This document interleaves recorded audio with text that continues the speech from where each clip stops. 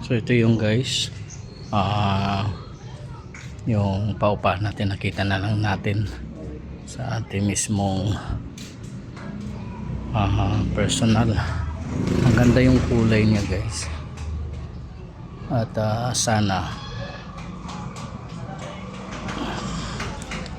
maarita madugtungan agad sa taas.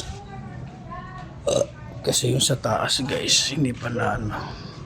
Pero dito sa luma namin, meron kasi akong luma, ito yung dalawa, lumang luma na hindi ko pa napag-ayos ulit, pero may nakatira na dyan. So ito yung bakanting lote, nandito yung ano, yung sa CR, tapos palagyan ko pa ulit ito para sa second floor and third floor, pero this year na lang siguro, 2025 try ko to ulit. Pero maganda ang design na pagkagawa, solid na solid. Tingnan mo yung bintana, solid na solid. Ay, ang dami, siguro nasa 700 plus, hindi kasama yung